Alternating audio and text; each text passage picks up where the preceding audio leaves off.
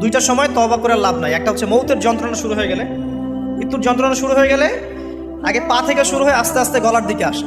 হাদিসে যেমনটা এসেছে, সূরা ওয়াকিয়ার মধ্যেও আছে যে পায়ের দিক থেকে যন্ত্রণা শুরু হয়ে আস্তে আস্তে আস্তে আস্তে এই গলার দিকে আসে, এবং আত্মাটা গলার এখানে যখন চলে আসে, এখান থেকে মালাকুল মউত আত্মাটাকে নিয়ে চলে যায় এবং চোখ দিয়ে তাকিয়ে থাকে মানুষ। রুহটা চলে গেলে মানুষ চোখ দিয়ে তাকিয়ে থাকে, দেখবেন এই কারণে মৃত ব্যক্তি তাকিয়ে থাকে, চোখ খোলা থাকে। এবং তখন আসমান থেকে সিঁড়ি নামিয়ে দেওয়া হয়, ওই সিঁড়িতে করে আত্মা চলে যাচ্ছে, ও তাকিয়ে দেখে যে আত্মা চলে যাচ্ছে। এবং মানুষ মারা যাওয়ার পরে চোখ জীবিত থাকে অনেকক্ষণ। মেডিকেল সায়েন্স যারা পড়েছে তাদেরকে জিজ্ঞাসা করবে, মানুষ ডেড হয়ে গেলেও চোখ দেখবেন আরও কয়েক ঘন্টা, হয়তো আরও নির্দিষ্ট একটা সময় পর্যন্ত চোখটা কিন্তু জীবিত থাকে।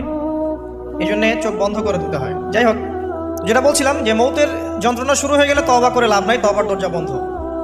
আর পশ্চিম দিক থেকে সূর্য উঠে গেলে তওবা করে লাভ নাই, তওবার দরজা বন্ধ।